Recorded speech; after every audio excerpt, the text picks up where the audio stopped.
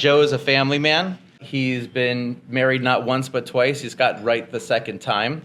As a result, he has a blended family, much like the Brady Bunch. He has 2 kids, blood children from his first marriage, and 3 stepchildren, who he's very close with. He has 3 grandchildren, 4, 2, and 2. So the man is busy beyond just his professional life. He's got a robust personal life as well. As a newer member, I imagine that many of you haven't gotten a chance to meet the first plumber of Chapter 1. He does both commercial work and residential work. No job is too small, no job is too large. So please be considering him for whatever needs you have in this particular area. And hopefully we all learn a little bit about him and about his business and the things that you may or may not be thinking about when it comes to your water supply and your sewer system. So with that, as I refer to you as Peaches, where does the name come from? Well, and welcome. my last name is Pietracatella. So we have half the alphabet in there. It's 13 letters. So most people, when they try to say it, they just completely butcher it. And ever since my father was, young, people used to say Pietracatella. So at some way back when, it got condensed down to Peach. So my father's name is Joseph, so he was Joe Peach, I'm Joe Peach, my brother, Mike Peach, and so even my own, my daughters. Most people don't even know what my last name is. I have customers that I deal with, and they'll call up and they'll say, "Can I speak to Joe Peach?" So on my card, my last name is there, but most people, just ignore it. Just ignore it, exactly. All right, so your entire life you've been doing all sorts of odds and end type jobs, but you've always been active. You're a big believer in hard work, constant work, focused work, which has led you now to your plumbing career of 33 years. But how did you actually transition from the kinds of jobs that you were doing as a teen and in your early 20s to where you are today? Well, as a kid growing up, everybody's got odd jobs. Most people work in the mall, the store, or Burger King, McDonald's. I never did that. I mean, I always, anything I did was manual labor related. I mean, as far back as I could remember, as a kid, I used to go out and shovel snow, rake leaves, anything I could do to make money. And then as I got a little older, I started cutting grass. And at one point, I used to install pools when I was probably like 16 years old with a friend of my father's. And then, my father is very handy, and he taught me and my brother, a lot of construction-related, things, just, how to use tools and work with our hands. And I always liked it. I always liked being outside. I always liked doing different things. And, what ended up happening was when I graduated from high school, my father was like, do you want to go to college? You're going to go to college? I said, no, I really don't think I want to go. And my brother went to college, and I used to see my brother sit at the dining room table with stacks of books and study and study and study. I'm like, and I did well in high school. It's not like I couldn't go, but I was like, I don't want to go to work every day dressed in a suit and tie on the ferry into Manhattan to do, stuff. So he was like, well, if you're not going to go to college, you need to learn a trade. I said, okay. So I wanted to be an electrician because it was much cleaner work. It was much nicer work. So what ended up happening was I had friends of mine that I grew up with, and their father was a plumber. And he had a friend that was an electrician, and I went to him. His name was Ray. I said, Ray, call Tony, the electrician. I said, see if he could get me a job.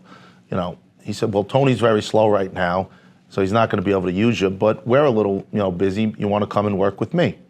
I was like, all right, I'll come and work with you. So I worked with him for about a year until Tony got busy. And then he came to me and said, Tony's busy. Do you want to go? I said, well, to be quite honest with you, I kind of like what I'm doing. I don't know if I really want to leave. He said, well, that's good because you're a good worker and I don't want you to leave. So fast forward, I worked for him for 7 years. And I worked my way up through helper, junior mechanic, And we just got to a point where there was no more growth there for me. So I ended up leaving and I went to work for another company. And I worked for that company for 7 years as a mechanic. And I used to do all high-end residential, multi-million-dollar apartments. Now, I'm 20-something years old, you know, and they're sticking me in a, you know, $5, $6, $7 million apartment. And I'm telling guys that are, you know, 5, 10 years older than me that are working with me what to do. You know, so there was a little bit of a respect thing there. People didn't understand, and they used to go to my boss and say, "Do I have to listen to this kid?" You know, and he's like, "Yeah, you do," because even though he's young, he knows what he's doing, and he gets it done. So I worked for that company for about 7 years, and then coincidentally enough, Ray and my cousin Robert used to work together, and Robert was leaving to go start a water and sewer company, a different phase in the plumbing industry. So I came back as a supervisor for Ray. And I worked there for about a year and a half.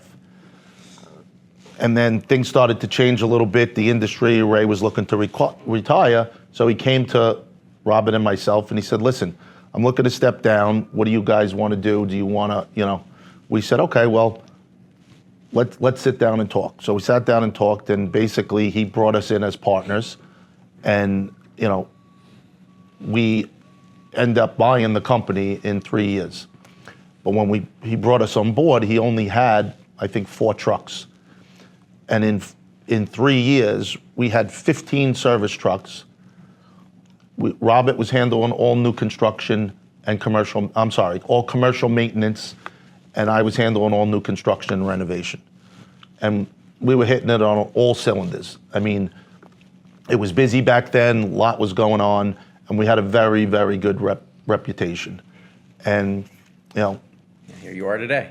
Yep, here we are today. Beautiful, so. Beautiful. All right, tell us all one thing about our plumbing systems that we may not be thinking about or be aware of, our water supply, or how water gets to our 22nd floor apartment, or whatever it is that you think might be interesting in that respect.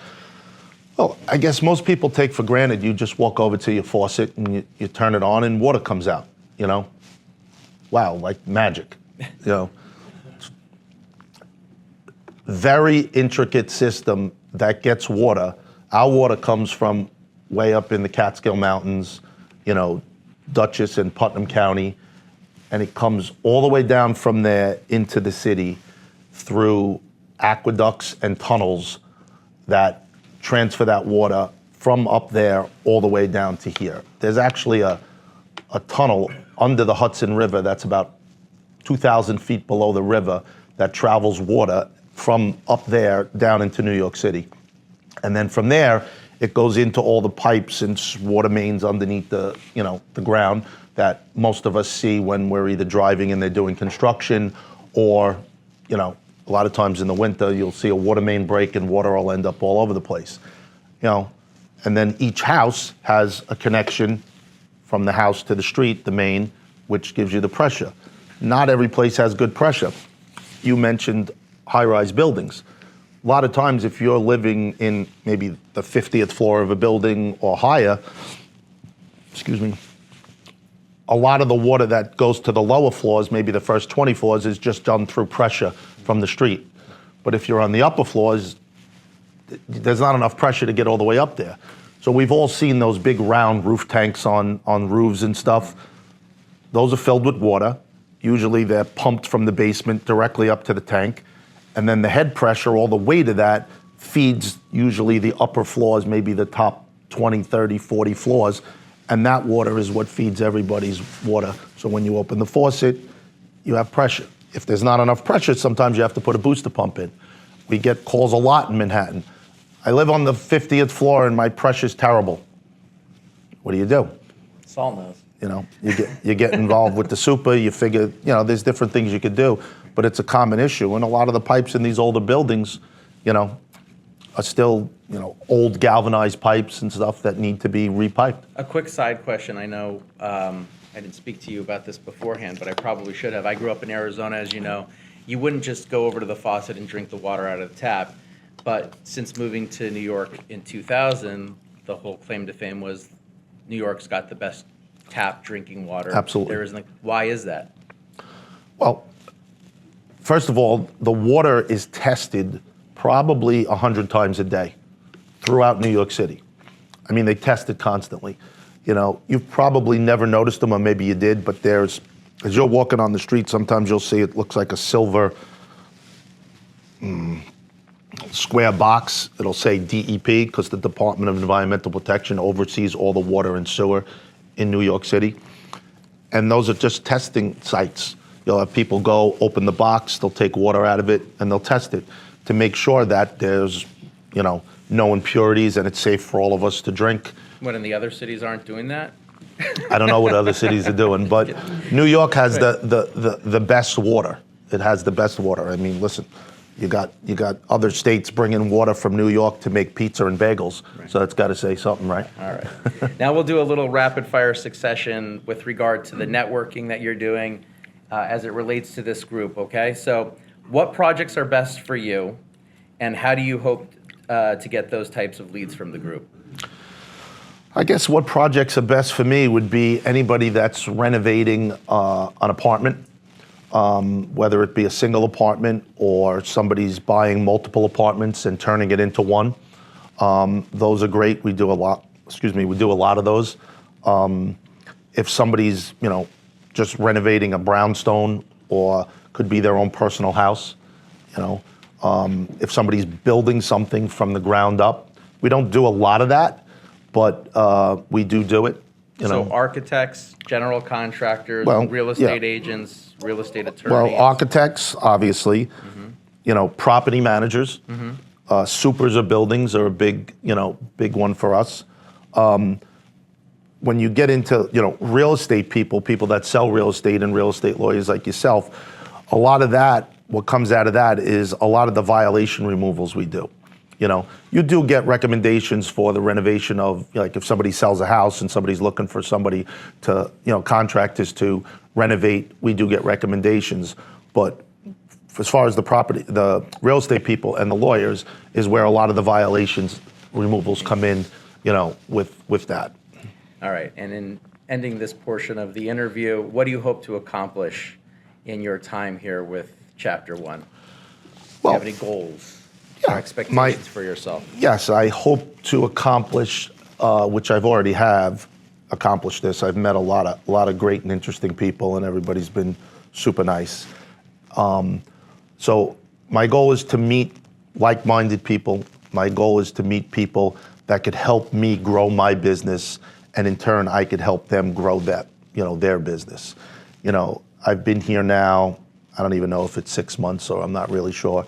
You know, it doesn't happen overnight. You know, I just had somebody ask me the other day about, you know, are you still going to that meeting?